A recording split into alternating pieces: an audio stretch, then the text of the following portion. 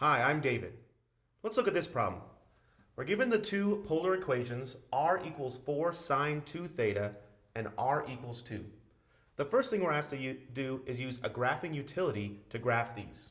Well, I've already got a picture of what these two look like, but if we didn't know that, you could use your graphing utility, and the first thing you'd want to do is change the mode to polar. So I'll change the mode to polar, and then I'll plot the two graphs. The first graph in pink is 4 sine 2 theta. And the second graph in green is r equals 2. Okay, if you graph those, you'll see that the first one in pink is this rose curve with 4 petals that kind of each subdivide or each fall in one quadrant. So they kind of split up the unit circle into 4 pieces, and they all fall equally in those 4 quadrants. The second graph, r equals 2, that's just a circle of radius 2. Theta can be anything, and r is always 2. Now, what we're asked to do in this problem is to find this total area between the graphs. So it's like I have the petals of this rose curve, but then I'm going to cut them off in the shape of a circle, and I want to know what's that total area. Well, there are a couple of things we can do to help ourselves finding this area. First of all, we have a formula for area given a polar equation, and we're going to need that. Secondly, we can notice that this is a very symmetric graph. Each petal has exactly the same area, and since I'm cutting off exactly the same area in the circle, each section of my petal has exactly the same area. So instead of finding all 4 of these different areas, I can just find one of these areas and multiply by 4. Okay, so let's zoom in on this picture right here. Here's a zoomed in picture of one of these petals and the circle. Another thing to notice is that, well, these petals for sine 2 theta, they are divided by this line right here. Well, this line right here is the line where theta equals pi over 4. It splits up the angle between 0 and pi over 2, the angle directly in between those two. And if I split that in half, I've got theta equals pi over 4 to right here.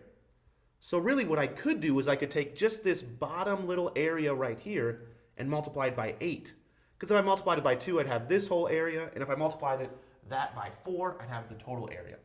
Okay, I'll draw a picture to kind of help. So anyway, I'm going to focus in on this little area right here. But I'm going to focus in on 2 pieces of that area. The first piece is going to be this tiny sliver right here. That tiny sliver. And the second piece is going to be the slightly larger sliver right here. Okay, so why am I focused on just these 2 little pieces? Well, if I combine the 2, that's half of this whole piece of the petal that I'm concerned about. So I'll multiply this area by 2, and I'll have this whole area contributed by this one petal. Well, then whatever area I get there, I'll multiply that by 4 to get the areas of all 4 of the contributions from the 4 petals. So whatever area I get for these 2, I'm going to multiply it by 2, and then by 4, so I'm going to multiply it by 8. So when I do this formula, my area is going to look like 8 times something.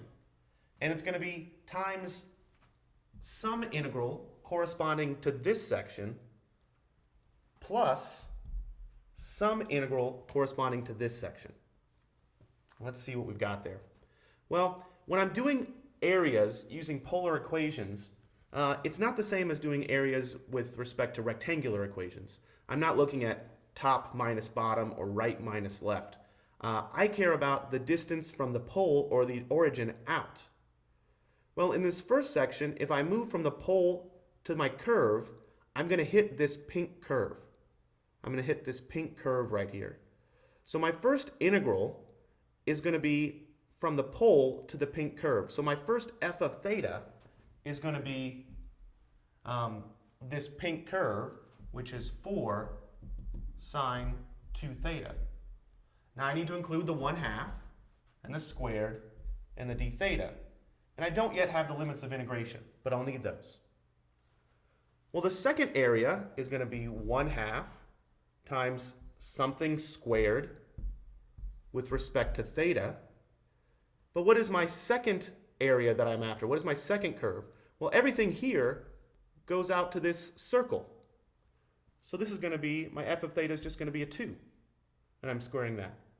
Again, every line from the pole here in this first section, I know it's kind of hard to see, goes out to this pink curve. So my f of theta is the pink curve, the rose curve, the 4 sine 2 theta. Every line in this section goes out to the circle. And there's some point right here where they intersect, where things change. Okay, so I need to figure out what is that theta where they change from this orange section to the blue section, because I need to get my limits of integration. Okay, well, in order to do that, I have my two equations. I really just want to figure out when they're equal to each other, when they intersect. So I could set them equal to each other, and I'd have something that looks like this. 2 equals 4 sine 2 theta. Well, if I do that, that's the same as saying sine 2 theta equals 1/2. Or rewriting that, I could have 2 theta equals, well, the first value, and I really only care about that first value here, the first value of sine of something that equals 1/2 is pi over 6. So theta would be pi over 12. And I'm happy about that value because it falls somewhere between 0 and pi over 4. So this right here is theta equals pi over 12. Okay, so let's kind of finish up my setup of these integrals. My first integral goes from the angle of theta equals 0 to theta equals pi over 12. So from 0 to pi over 12. My second limits of integration go from theta equals pi over 12 all the way up to this theta equals pi over 4. Again, this will give me half of this total area. And if I multiply the total area by 4, then I'll have the overall area that I'm after. So that's why I'm multiplying by the 8 right here. Okay, so far I haven't integrated, I haven't done any of that. I've just set up the integral. And in order to do that, I needed two different integrals. One where my function was 4 sine 2 theta, and one where my function was 2. Oh, and don't forget, we need to close the bracket around for the 8. So I'll go ahead and do that. All right, so let's finish this up. Let's see what we can do. Well, I can do each of these integrals separately if I'd like to, because they're just added together. So let's do this integral first. 8 times 1/2 is going to be 4. I'll need to simplify this so I can integrate. I'll have the integral from 0 to pi over 12. Let's see, 4 squared is going to be 16, and I can take that 16 outside of the integral sign. But I'm going to want to rewrite sine 2 theta quantity squared. And I can rewrite that as 1/2 times 1 minus, because it's a sine, of cosine of twice the angle. Well, twice the angle of 2 theta is 4 theta. And then d theta. Well, now that's something I can integrate. And again, I can take this 1/2 out. 1/2 times 4 is just 2, times 16 is 32. So I have 32 times, let's see what I get when I integrate this with respect to theta. The integral of 1 with respect to theta is just theta minus, well, the integral of cosine theta is positive sine theta. So I have a positive sine 4 theta. And then I need to deal with that constant, so I should divide by 4 or multiply by 1/4. And all of this is evaluated from theta equals 0 to pi over 12. Let's figure out what this constant is. This will be 32 times, well, if I plug in pi over 12, I get pi over 12 minus, what do I have here? 4 times pi over 12 would be pi over 3. The 1/4 is a constant. Sine of pi over 3. Well, sine of pi over 3 is square root of 3 over 2. And that's what I get when I plug in pi over 12. When I plug in 0, it's not too hard to see that I'm going to get 0 minus 1/4 times 0. That's 0 minus 0, or 0. Okay, finishing all this up, I have, let's see, 32 pi over 12 minus square root of 3 over 8 times 32. I can simplify that a little bit. Let's see, what could I do? I could cancel a 4 out of both of these. So 32 over 4 is 8. So I've got an 8 pi over 12 over 4 is 3. Minus, well, I've got 32 over 8. That's going to be 4. And then I still have that square root of 3.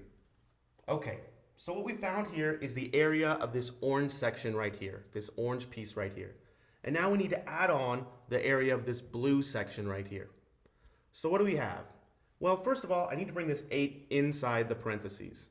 So 8 times 1/2, this is really a plus 4. And I've got the integral from pi over 12 to pi over 4 of 4 with respect to theta. Well, that's not too hard to do at all. That's pretty easy. I can multiply the 4 and the 4, and I get a 16 theta evaluated from pi over 12 to pi over 4. I'm keeping these plus signs here because my area, if it's really equal to these, is equal to the orange section plus the blue section. Well, let's see, I have plus 16 times, well, if I plug in theta equals pi over 4, I just have pi over 4 minus theta equals pi over 12, so minus pi over 12. And I have something that looks like that. So let's see, pi over 4 minus pi over 12. Pi over 4 is the same as 3 pi over 12. So that's 2 pi over 12 or pi over 6. So I have pi over 6 times 16. Well, I really want a 3 in my denominator. So instead of a pi over 6 times 16, I'm going to do an 8 pi over 3. And that's that total area. Okay, the last thing I need to do is just add them together. So if I add these together, I can see 8 pi over 3 plus 8 pi over 3 is 16 pi over 3. And then minus that 4 times the square root of 3. And that's the area of all 4 of these regions added together. But the only thing I really needed to focus in on was just the area of 1/4 of one of these sections, or 1/2 of one of these sections of the petal. Okay, thanks for watching.